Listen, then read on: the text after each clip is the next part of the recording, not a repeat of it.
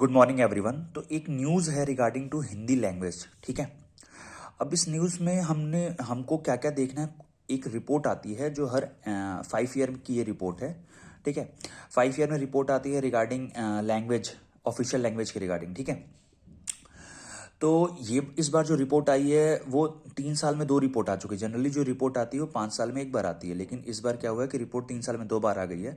तो ये जो टॉपिक होता है बहुत हॉट टॉपिक हो चुका है, क्योंकि अगर हम देखें कुछ ऑफिशियल लैंग्वेज के रिगार्डिंग देखें तो इंडिया में हम कहते हैं कि ऑफिशियल लैंग्वेज, इंडिया की ऑफिशियल लैंग्वेज हिंदी और इंग्लिश है, ठीक है।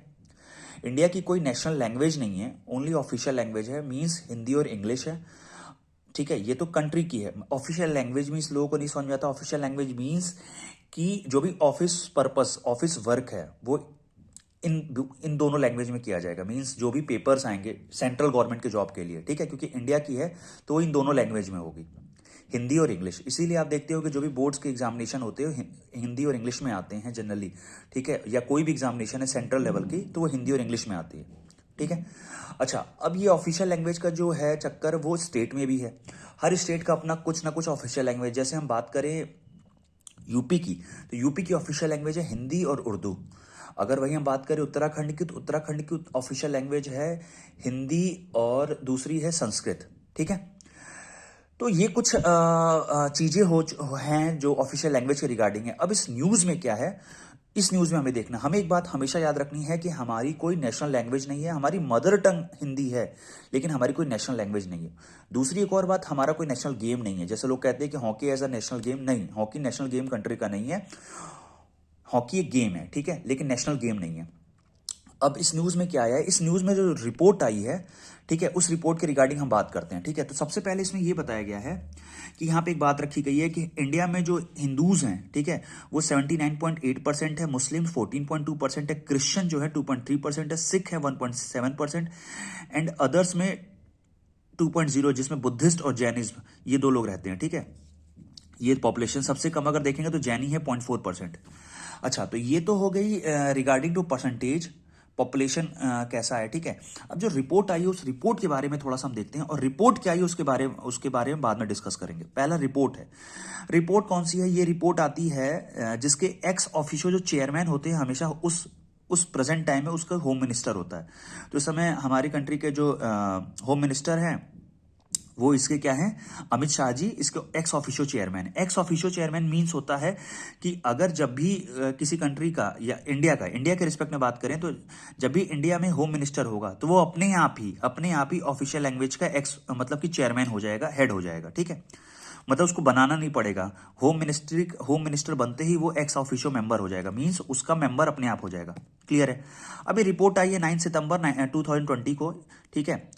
ये रिपोर्ट क्या है, ये रिपोर्ट आती किसके हैं, the home minister is the x official chairman the committee on the official language. एक रिपोर्ट आती है ऑफिशियल लैंग्वेज की रिगार्डिंग, तो वो रिपोर्ट आई है। अच्छा, वो रिपोर्ट ये कमेटी बनाई कब गई थी, ये कमेटी बनाई गई थी 1976 को, और किसके रिस्पेक्ट में, ये एक एक्ट आया था ऑफिशियल लैंग्वेज के रिगार्डिंग 1963 में, तो उसी के रिस्पांस में कमेटी बनाई गई थी 1976 में, ठीक है। जनरली ये रिपोर्ट 5 साल में एक बार आती है, लेकिन क्या हुआ है कि रिसेंटली 3 साल में ये रिपोर्ट 2 बार आ चुकी है, तो इसीलिए बहुत कैओश हो चुका है, ठीक है। इस रिपोर्ट में 20 लोकसभा के मेंबर्स होते हैं और 10 राज्यसभा के मेंबर होते हैं।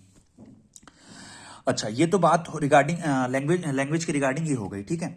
अभी कुछ दिन पहले की बात है, 2 से 4 महीना पहले, जिसमें अमित शाह जी ने ये कह दिया था कि जितने भी पीपल हैं, ठीक है, मे बी वो नदर्न इंडिया के हों सदर्न इंडिया के हों, उनको कम्युनिकेट करना चाहिए हिंदी मीडियम में या हिंदी लैंग्वेज में, ठीक है। अच्छा, ये तो बात हो गई। अब बात जो करते हैं इसमें रिकमेंडेशन क्या क्या दिया गया। देखो, इसमें रिकमेंडेशन बहुत अच्छी अच्छी चीजें दी गई हैं। इसमें टोटल 112 रिकमेंडेशन है, यहाँ पे लिखा टोटल 112 रिकमेंडेशन है, ठीक है। अगर हम रिकमेंडेशन देखते हैं तो पहला रिकमेंडेशन है कि Hindi must be made compulsory in the technical non technical institution. मतलब हिंदी को क्या किया जाए, कंपलसरी बनाया जाए इंस्टीट्यूशन, मतलब टेक्निकल और नॉन टेक्निकल यूनिवर्सिटीज में। Technical university means IIM, IITs, तो उसमें हिंदी को एक मीडियम बनाया जाए, ठीक है। जो इंग्लिश में कम्युनिकेट करते हैं उसको मिनिमम करके हिंदी में किया जाए, ठीक है। ये किया गया पहला रिकमेंडेशन। दूसरा रिकमेंडेशन ये किया गया कि यूएन में जो इंडिया का एक हिंदी एक ऑफिशियल लैंग्वेज बनाने पे वर्क किया जा रहा है कि यूएन में एक लैंग्वेज बन जाए Hindi as a official language. UN अभी तक 6 ऑफिशियल लैंग्वेज है, तो हिंदी को एक ऑफिशियल लैंग्वेज बनाने के लिए जद्दोजहद चल रही है, ठीक है। ये दूसरी रिकमेंडेशन हो गई। तीसरी रिकमेंडेशन ये बताई गई कि जितने भी गवर्नमेंट ऑफिसर हैं, ठीक है, जो आईएएस है, आईपीएस है, तो वो हिंदी स्टेट में, जितने भी हिंदी स्टेट हैं या हाँ, तो उसमें जितने भी गवर्नमेंट ऑफिसर हैं वो क्या करें कि हिंदी में कम्युनिकेट करने की कोशिश करें।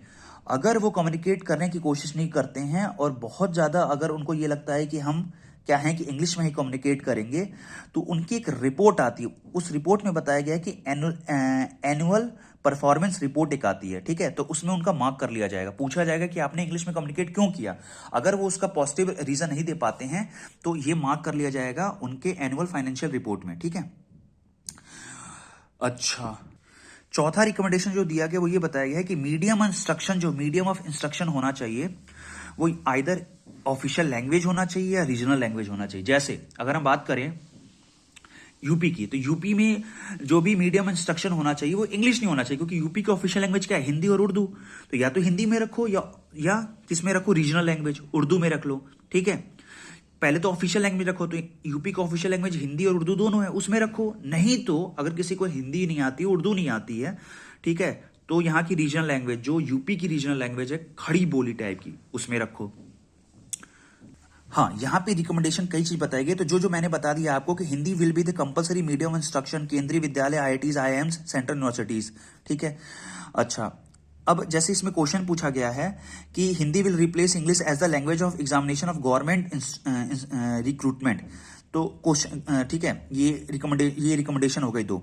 यहाँ पे क्वेश्चन है कि will those who do not know Hindi be barred from writing the examination of the government recruitment, तो इसका जवाब दिया गया है will be the south from the government officer who deliberately don't work in Hindi. यहीं पे मैंने बता चुके हैं कि जो गवर्नमेंट ऑफिसर है उनको हिंदी में वर्क करना पड़ेगा, नहीं करेंगे तो उनकी रिपोर्ट में वो ऐड किया जाएगा, और ये जो रिपोर्ट में सबमिट होता है उसके पर उनके जो प्रमोशन होता है उसमें प्रॉब्लम होती है कि अगर उस पर जरा सा भी प्रॉब्लम क्रिएट होती है, ठीक है। उसके बाद बताया गया है question, will the officer whose language is Bengali या उड़िया या Tamil be compelled to learn Hindi and do his official work in Hindi. तो इसका आंसर दिया गया है Hindi as a medium instruction will be retained only where it is absolutely necessary. मतलब ऐसा नहीं है कि हिंदी जो नहीं जानता उसको हिंदी में ही बोलना है, ठीक है, आप बोलो, ठीक है, जहां जरूरी है वहां आप बोलो, कोई दिक्कत नहीं है, लेकिन जहां जरूरी नहीं है वहां भी आप इंग्लिश में चो कर रहे हो तो प्रॉब्लम है, ठीक है। तो ये बताया गया कि absolutely necessary and will be gradually replaced by Hindi, धीरे धीरे रिप्लेस किया जाएगा, नहीं कि कल ही रिप्लेस कर देंगे, ठीक है, तो इसमें धीरे वर्क किया जाएगा। अच्छा, उसके बाद देखो कहा गया कि 50% of the government advertisement budget should be allocated in Hindi language या हिंदी एडवर्टाइजमेंट।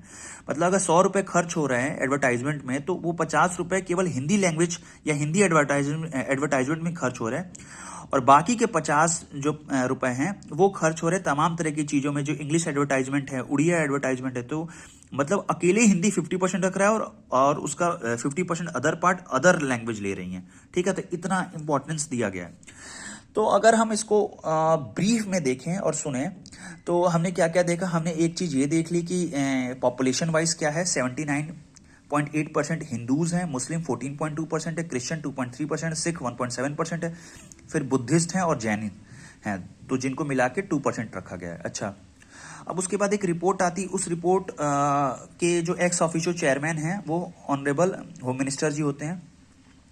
इसमें टोटल 112 रिकमेंडेशन दी गई है, जिसमें मैंने कुछ रिकमेंडेशन बता दिया है। इस रिपोर्ट के बारे में बताएं तो 20 लोकसभा मेंबर होते हैं और 10 राज्यसभा मेंबर होते हैं।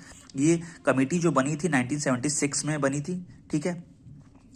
अच्छा, रिकमेंडेशन क्या क्या है, रिकमेंडेशन के बारे में हम देखें तो रिकमेंडेशन ये बताया गया है कि हिंदी को क्या किया जाए, ऑफिशियल लैंग्वेज, यूएन के ऑफिशियल लैंग्वेज बनाने की बात चल रही है, इस पे फोकस किया जा रहा है। दूसरा क्या है कि Hindi must be made compulsory in technical non technical universities.